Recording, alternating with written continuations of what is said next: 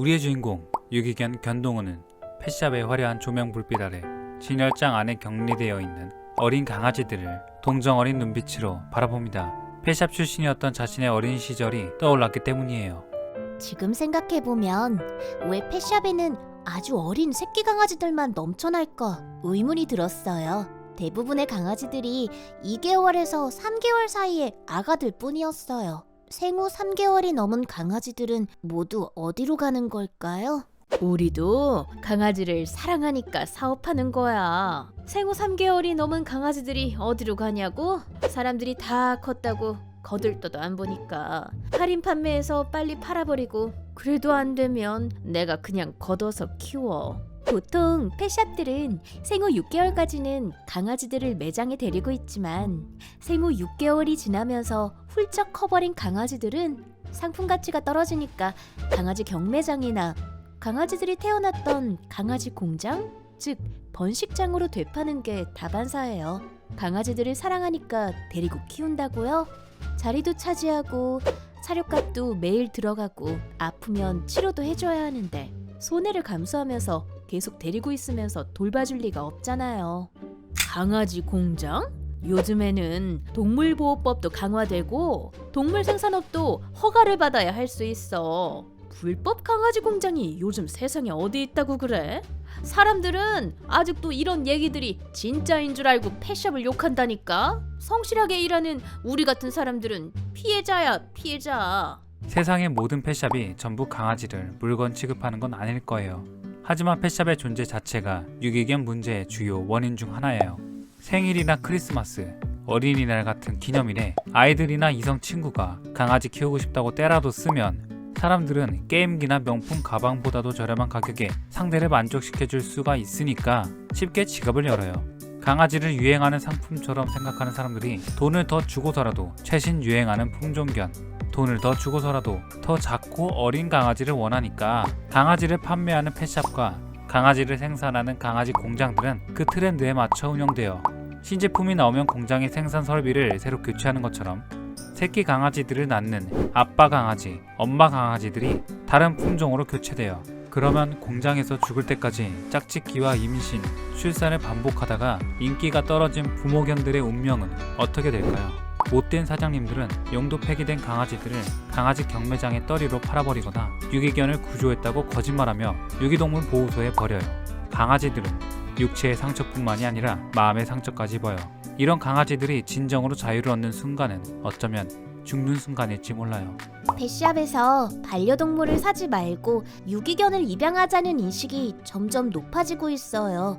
우리 강아지들에게는 너무나 반가운 소식이에요.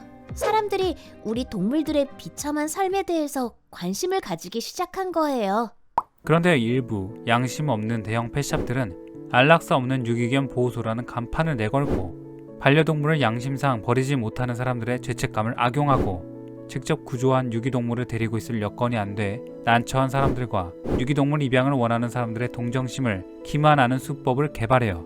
소위 신종 펫샵이라고 불리는 불법 업종이에요. 유기견 보호소도 같이 운영한다는 좋은 이미지를 펫샵의 비호감 이미지에 덮어씌울 수 있으니까 돈도 벌고 이미지 마케팅도 하고 일석이조인 셈이에요. 여기가 안락사 없는 유기견 보호소 맞나요? 네, 맞습니다. 고객, 아니 보호자님. 홈페이지에서는 무료 입소가 가능하다고 광고하시던데 정말 무료로 받아주시나요? 우선 직접 방문해서 상담 받아보시겠어요? 전화상으로는 안내가 어렵답니다. 안녕하세요. 여기가 유기견 보호소 맞죠? 무료 입소 광고 보고 찾아왔어요.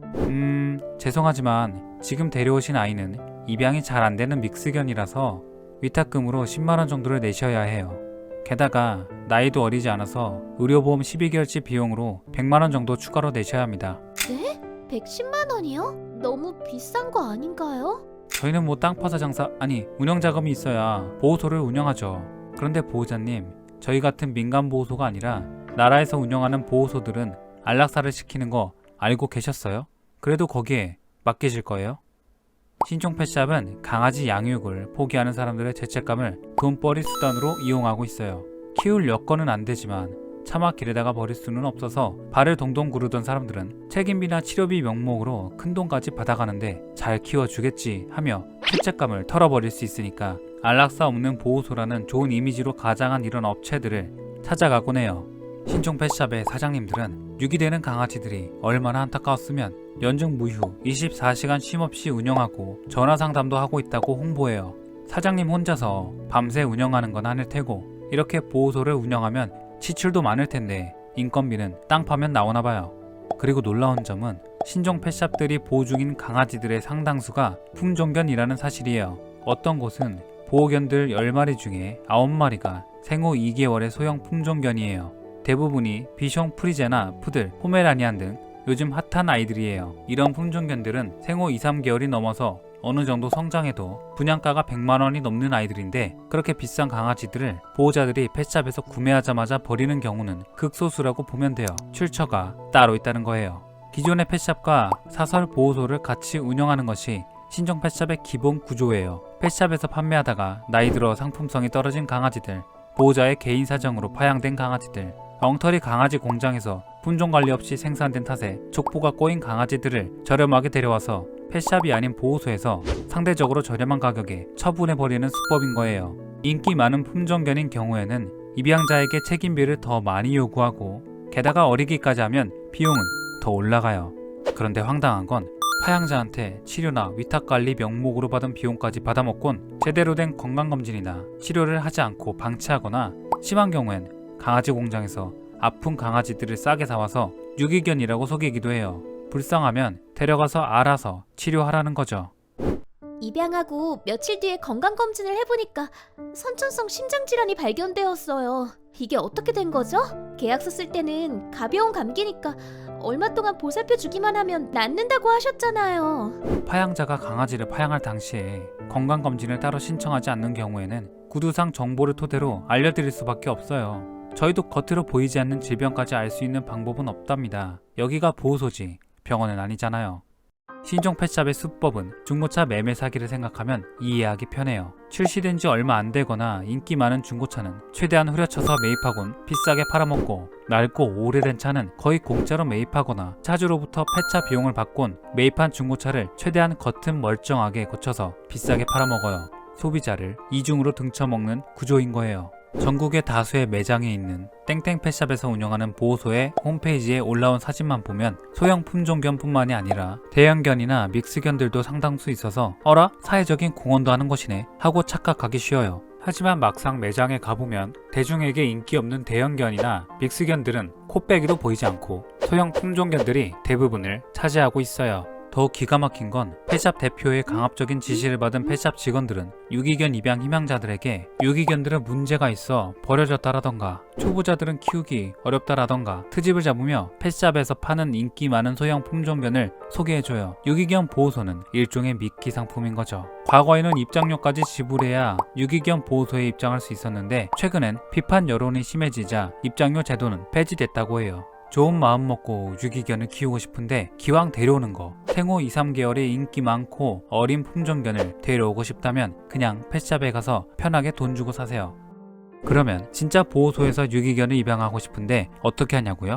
신종 펫샵과 진짜 유기견 보호소를 구분하는 건 생각보다 어렵지 않아요. 직접 가보면 답 나옵니다. 진짜 보호소에서는 인기 많고 어린 소형 품종견들은 생각보다 훨씬 찾기 어려워요. 유행이 지난 품종견들이 간혹 섞여 있을 뿐이고 대부분이 대형견, 믹스견들 뿐이에요. 이 아이들은 입양이 잘 안 되다 보니 머무는 시간이 길어지고 기껏 입양시켜도 파양되는 경우가 많고 버려지는 유기견들은 계속 생기는데 보호소들은 그 아이들을 외면할 수는 없고 결국 아무리 노력을 해도 유기견들의 숫자는 줄어들지 않아요. 그러다 보니 영리 목적이 아니라 외부의 지원에 의존하는 민간 보호소들의 환경은 열악해질 수밖에 없어요.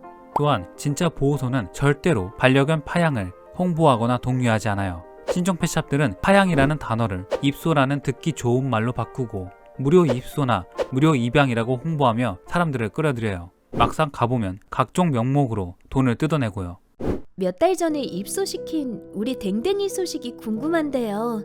사진 한 장이라도 받을 수 있을까요? 입양 보낸 지 시간이 꽤 되어서 저희도 알 수가 없어요.